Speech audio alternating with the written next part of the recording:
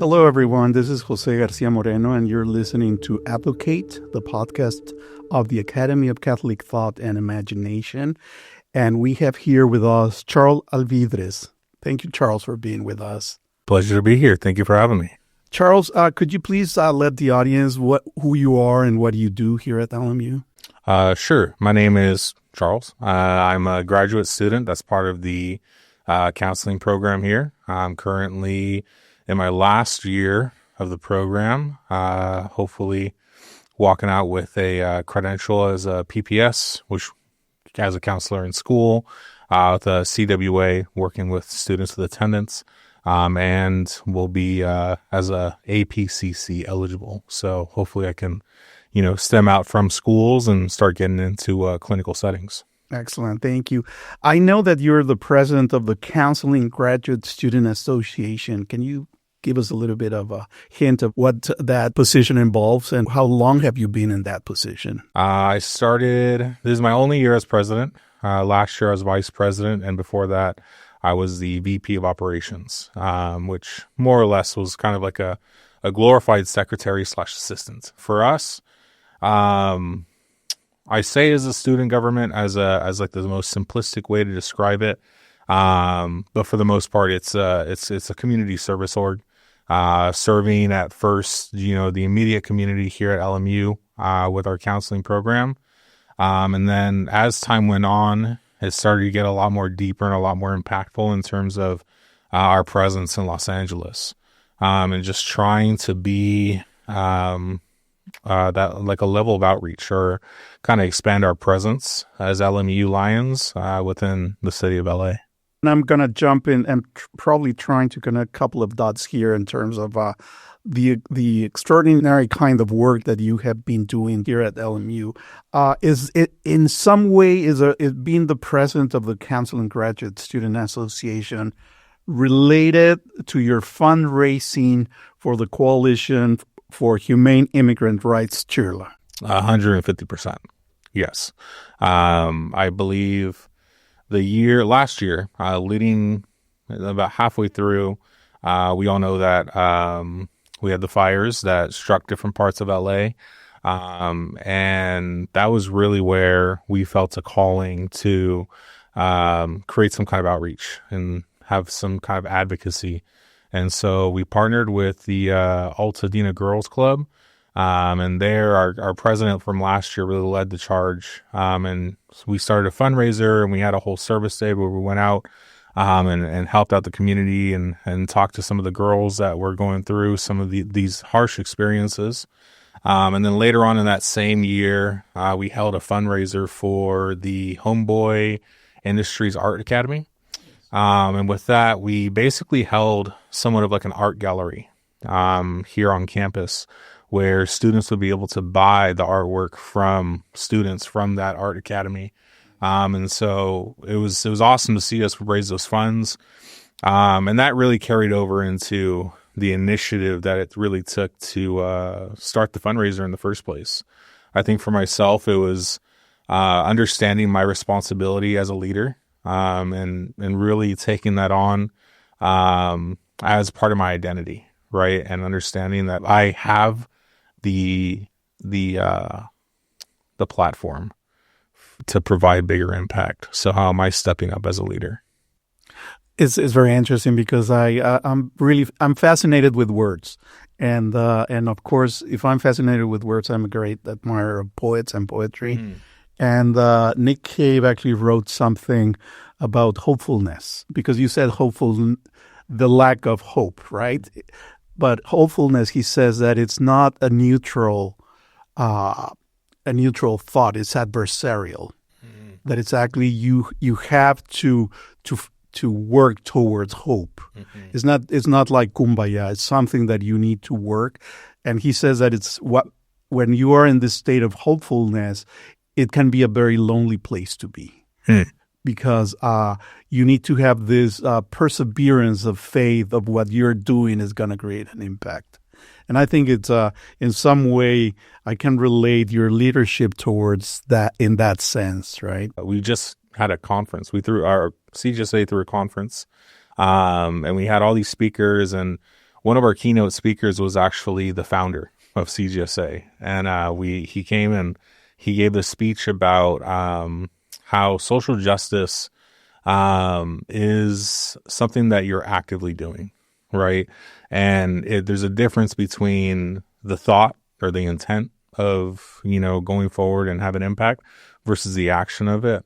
And it really reminded me of the idea of hope in terms of, there's the idea of having the intent of, oh yeah, this could go a certain way versus the action of actually taking the steps towards that. Yes. And what I took away from that was kind of the idea that when we talk about hope and hopefulness, is that the essence of hope in itself would be resilience. Yes. And choosing resilience. Yes. And a lot of institutional drive is based on the word of fundraising.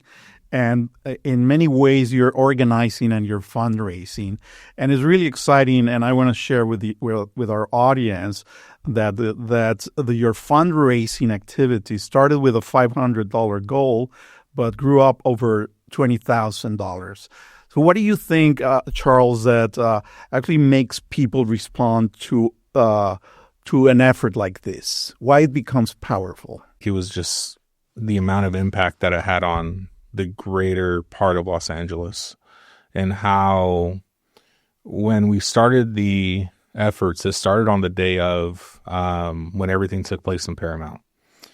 And as the fundraiser kept going, it was interesting because as it grew stronger, so did the opposition of ICE presence in Los Angeles. And it was almost as if every single day there was another escalation in another community. And the more that this escalation happened, the more support that we got.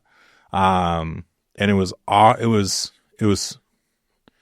heartbreaking to see that these negative pieces needed to happen first, but it was inspiring to see the response of so many people who donated as a form of activism. And it was almost as if hope was contagious. Your hometown is in Paramount. I want to actually, if you can actually share with us a little bit about, how, if we actually see this as a story, how it's shaping not only resilience and identity, but also mental health for the community, in relation to the community. For the most part in Paramount, the population is predominantly Latino. Right. And it was interesting that of all places for ICE to be, it was almost as if ICE was staged in Paramount. Because following that day, for at least 2 to 3 months afterwards, there were National Guard troops stationed outside of that. Like it's kind of like an office park. And so it was interesting to see in terms of mental health, like that initial reaction. And then from there, just an outcry from the community to the city of Paramount, and even questioning the reason why is this even, a presence in our community? Right. But I think the biggest thing there, especially within the Latino community, is being able to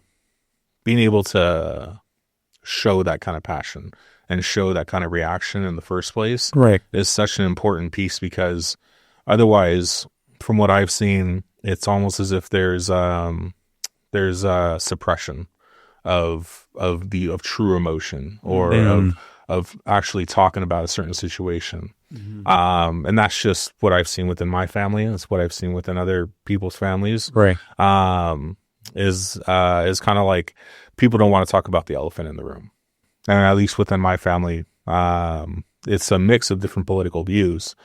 But nonetheless, it was important to just be able to listen to both sides. Yeah, because one of the myths is like there's like this way of describing Latino communities in a very monolithic way, right?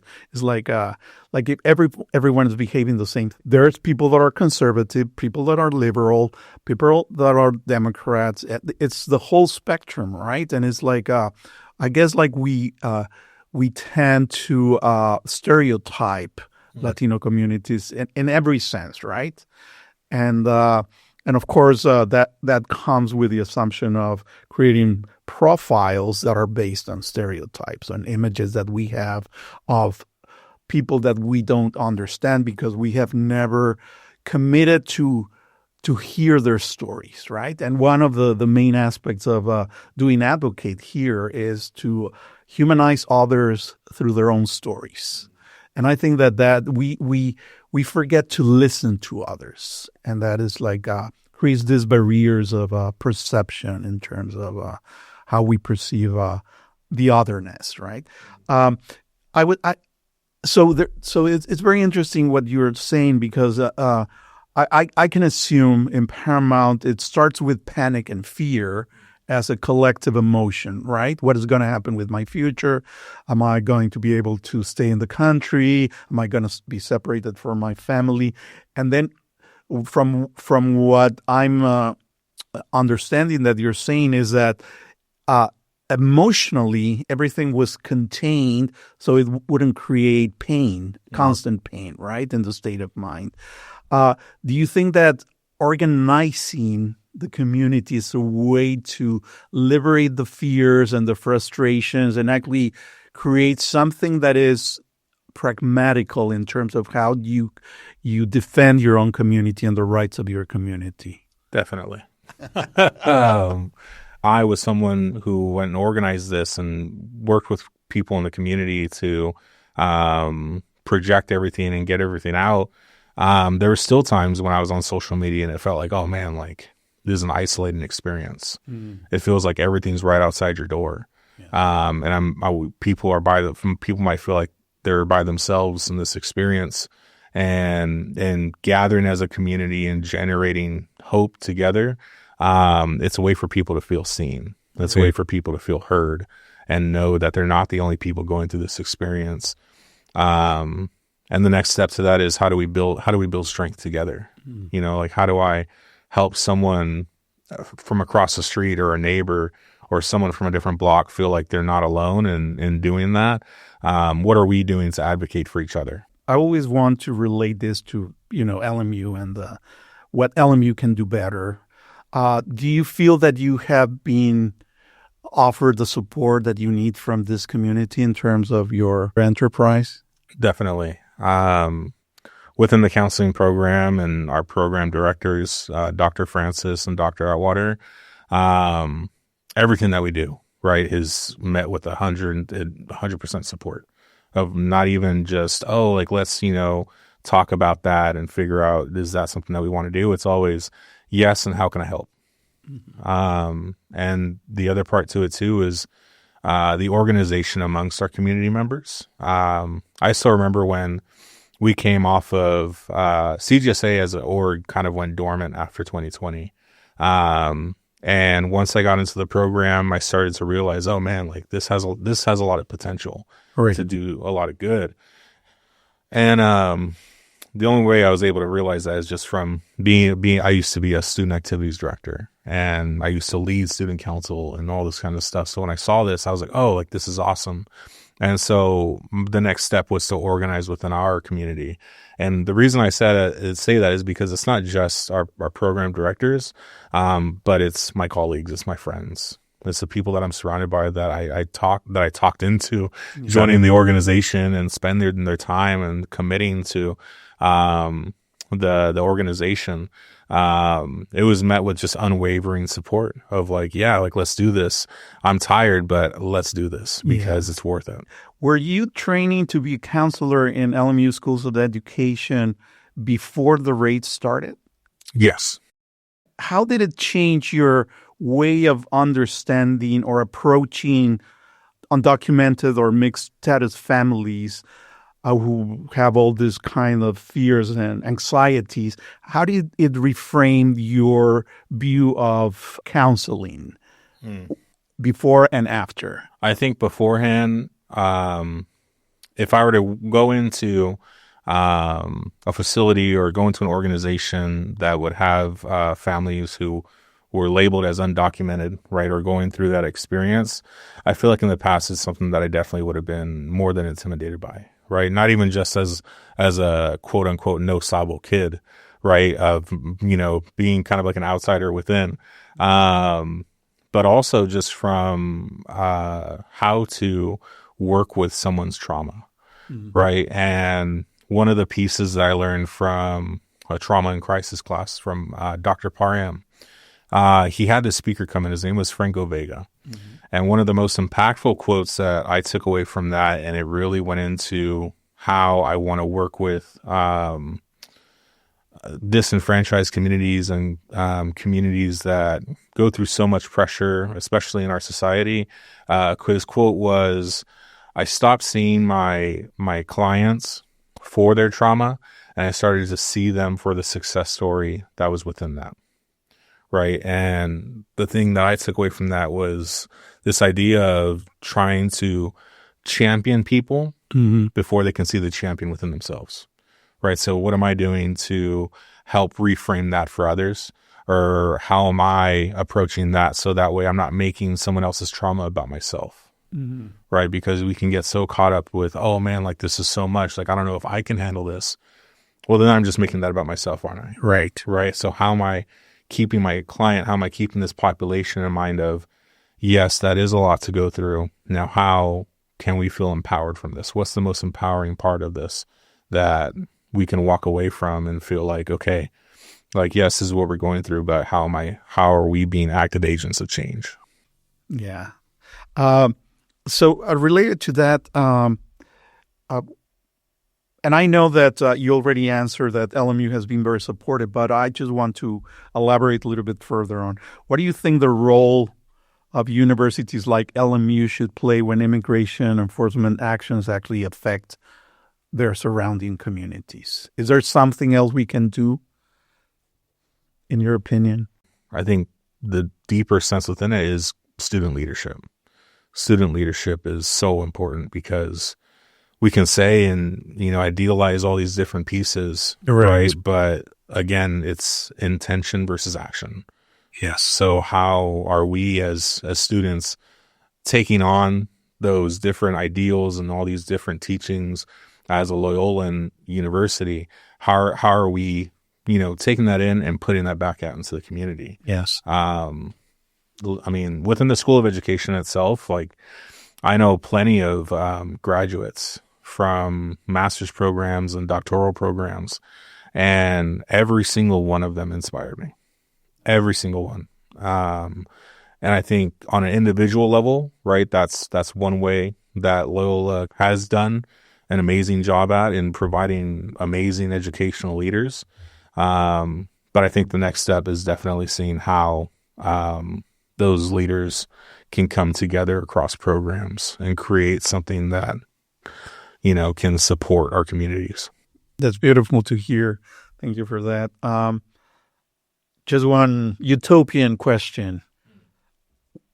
If you could design an ideal immigration system for the United States, one that truly reflects our cultural values, what would it look like for you, like especially in terms of protection, dignity, family unity, and mental health? So I would hope for broader leaders, national leaders, not to portray certain populations as in a negative fashion I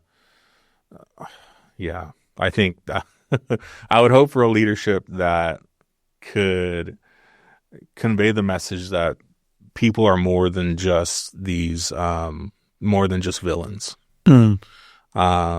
People are worth connecting with. And even if they're quote unquote, from across a northern border, southern border, across from a border in general, how are we seeing it from a point of view of unity? Like, how are we working together to strengthen each other? Yes. What are the strengths that these people have, or people from a different culture have that we're lacking in, right? And I think that's really what I would want to see more of. Immigration wise, I don't know if there is a perfect system. I I think for the most part, when people hear immigration policy, it's either a lean in to get ready to argue about it, or it's that's not something I want to talk about. Right. So I think for me, it's just trying to humanize people. Yeah. And stop seeing them for these negative portrayals. With these communities that have been hurt, how do you see their healing and the long-term willing for newcomers? Do you see, is there anything, not just a wishful thinking, but is there anything that we have already been discussing and planning on what is going to happen if, fortunately, this becomes just a black spot in the history of the United States? What will happen next? How do we reconcile? How do we heal? I think giving space for storytelling. I think that's a huge piece. And when I mean space, I mean a necessary space where you even see, like right now, there's books that are being banned, or there's stories that are being banned, or being told to be just wiped off of curriculum. And it comes from this point of view of, my child shouldn't be reading this at a certain age, or they shouldn't be exposed to this because of how negative it is. I feel like that's the necessary space that I talk about, is how do we facilitate these conversations from an angle of, yes, this happened, and how do we grow with it?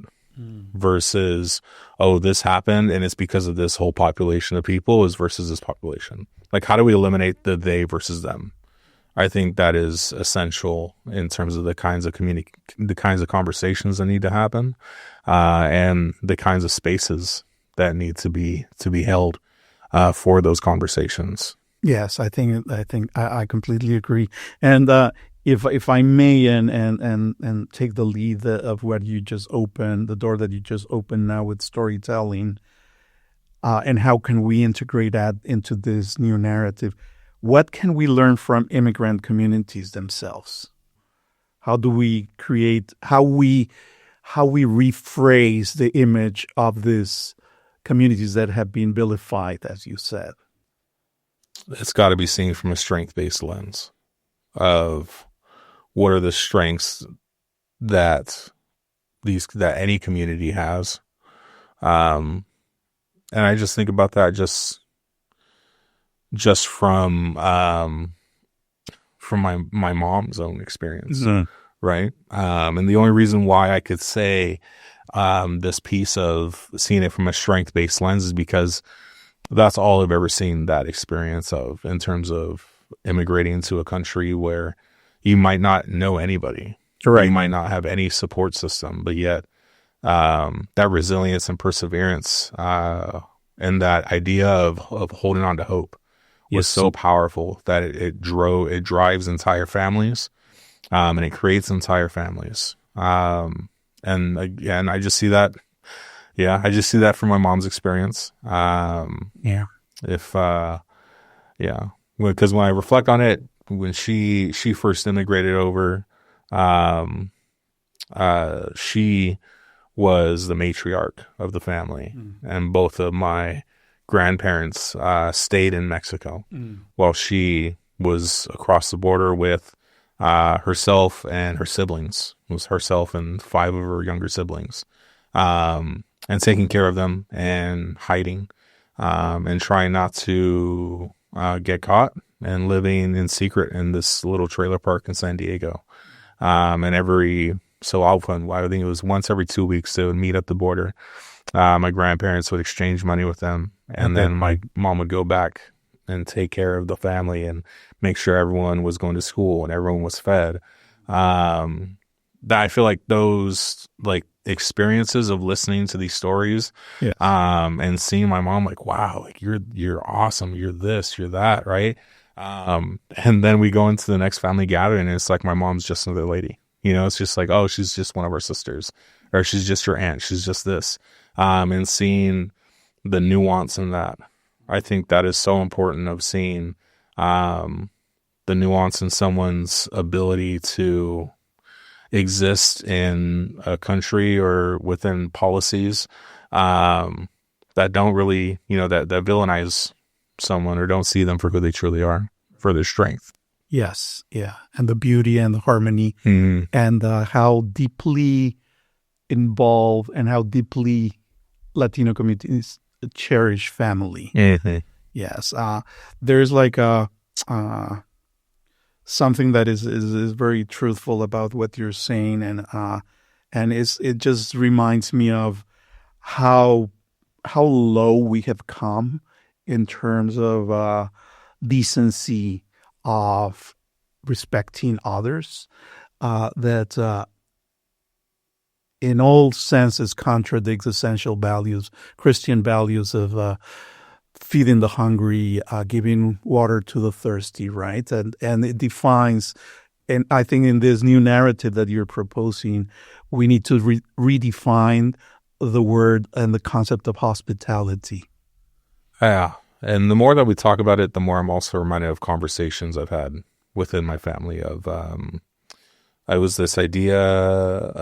idea of being a collectivist culture, right? And how I remember going off to college, and when I came back, I was I guess I went through a renaissance, almost, right?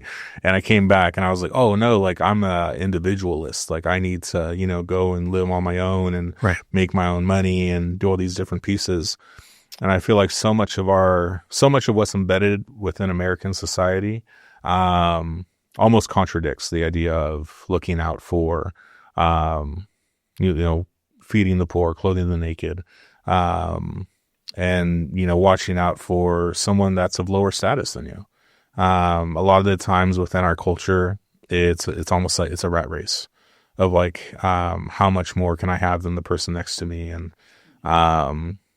it's almost, those status symbols, mean more to somebody rather than, lending a hand to somebody and uplifting. Yes. Right. Like the idea of, it means more to me to grow and uplift somebody with me rather than kind of leaving them behind and seeing the gap that's in between. Yeah.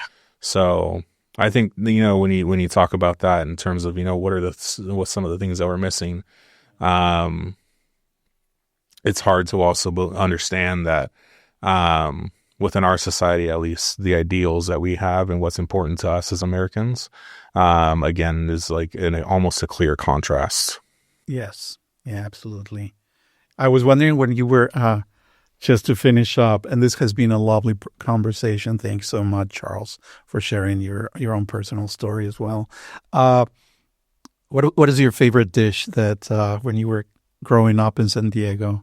Oh, for me, yeah. For my family, they immigrated up more north into Los Angeles. Yes. So for us growing up, my favorite, especially from my abuelita growing up, was albóndigas. Albóndigas, de carne. Yeah. With in caldo or in just caldo. Yes. Yeah. With she would put the tortillas right on the coal or right on the fire, and it would crisp up perfect and rip it apart or just dip it in. Yeah. I'm already getting hungry. Yeah. Oh, thank you so much. Anything that you want to add? I think the only thing I would want to add is that if you're a leader, right, and you're listening to this podcast or a community organizer of some sort, or if you haven't even realized that that's who you are, that's, the kind of impact that you can have, I would say don't lose hope. Keep hope alive. And whenever it starts to feel like things are dim or things are going dark, it's not about the light that's shining on you. It's about the light that's shining within you. And that's how you keep it going. Thank you so much, Charles. Pleasure to meet you, and hope to see you around. Don't be a stranger.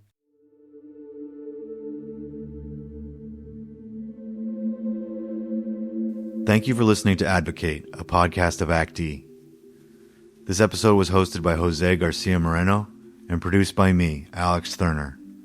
Please join us next time for another installment of our show.